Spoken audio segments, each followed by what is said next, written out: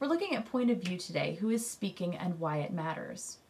Point of view is the vantage point from which an author presents a story. It can be told first, second, or third person.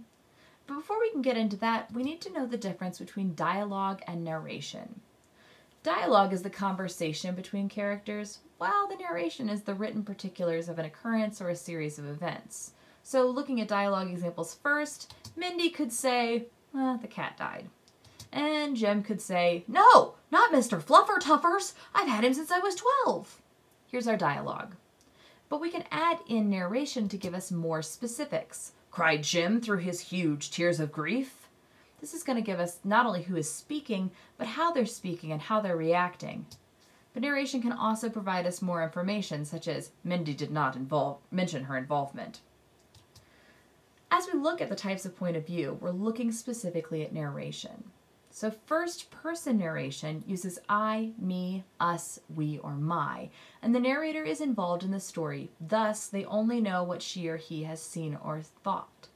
If you're a video game player, you may be familiar with first-person shooter. That means, just like the photo here, you're a part of the action. Hypothetically, if we were doing a first-person perspective, we are the people in that photo. One of us has one of those pairs of feet, and this is our perspective of life. We are at that rather lovely beach. Now, first-person narrators can both be reliable or unreliable. A reliable narrator will give us an unbiased view of what's going on, but that's not really realistic. And we're seeing more and more unreliable first-person narrators in stories these days. They can be unscrupulous, evil characters, or they could just have a real hatred toward one character, and it colors the views of an event. Now, first-person point of view has been around for quite a bit, so we're looking at an older novel here, Treasure Island. I take up my pen in the year of grace 17 something or other and go back to the time when my father kept, here we have used the first person. We see I and me, my father. We're already engaged. Authors use first-person point of view to get us into the action quicker because we connect with a first-person narrator much quicker than we would with a third. We don't have to know about what color their hair is or how they brush their teeth.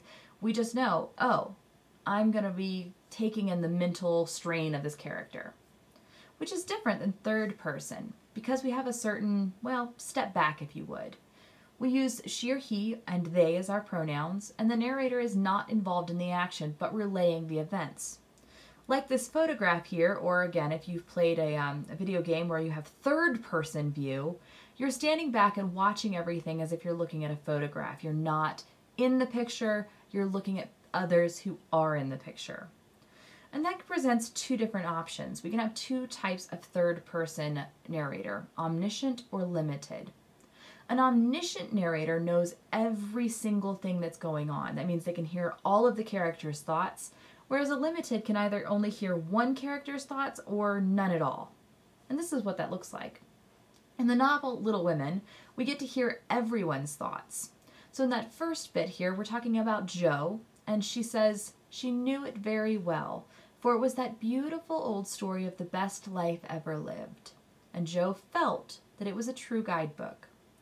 So we have her opinions, her thoughts, and her connections to an event. Later in the book, her mom is thinking. Hoping to impress the lesson more deeply, Mrs. March, who had a good deal of humor, resolved to finish off the trial in an appropriate manner. So here we have two different people's thoughts, actions, and reactions as seen through an omniscient narrator. However, third-person limited looks a little more standoffish. Here in Animal Farm, our narrator knows no thoughts of any character. As soon as the light in the bedroom went out, there was a stirring and a fluttering all through the farm buildings.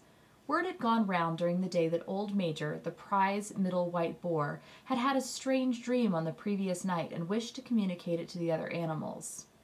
Here, the limited narrator gives us just the facts, if you would please, ma'am, no emotions, and certainly no thoughts. Now, less common is the second-person point of view. It uses the pronoun you, and the narrator is referring to a character. It can be the protagonist or just a secondary character. And a great example would this be, in our photograph here, we have the flip-flops would say something like, "You abandon your shoes to go dip your feet into the white foaming ocean."